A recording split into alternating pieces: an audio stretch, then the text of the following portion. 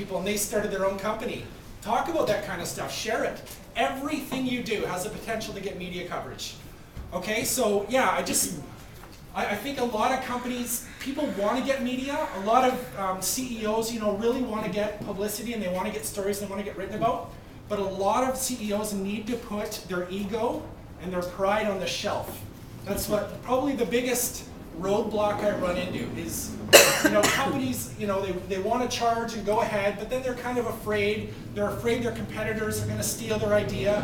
They're afraid, their brand might change, the fundamentals of their business might change. Are there any PR people in here tonight? Any people that work in PR? 1, 2. Cool, you just walked in 2, that's it?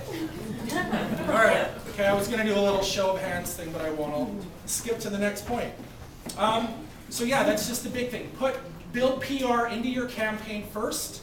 So instead of trying to launch a product and launch some kind of service, then trying to get PR, build PR into your campaign from the beginning. And you can get, national headlines with a little teeny tiny company, I know it.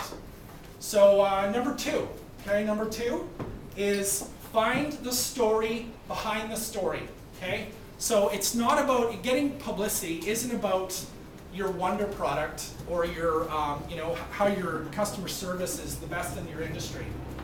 It's all about finding the story behind the story. So as you're looking for the story behind the story, think about what reporters look for. Put yourself in the shoes of a reporter. Ask yourself, somebody sitting at their kitchen table, does this have a story? Is it entertaining? Does it provoke? Does it educate? Does it inspire? How does your story relate to tabloids or headline news, that kind of stuff? And the coolest thing is that your story, your brand, your product doesn't have to relate to that in order to get stories. I've got some cool examples here. You guys have probably heard of some of these. So have you guys heard of the Nissan Hypercube contest? Has anybody heard of that? So there's 500 Canadians that have the potential to win 50 of those new little Nissan Cube box cars. And there's people are blogging and tweeting and writing about them like crazy. And the cool thing is it has nothing to do with Nissan. It has nothing to do with this reliable, practical car.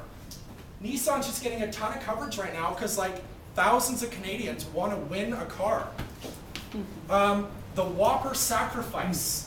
Burger King, I don't know if you've heard of this, but Burger King launched a Facebook app where if you delete 10 of your friends, you get a free Whopper. So they've had, I think, 250,000 friends were deleted before Facebook shut it down. And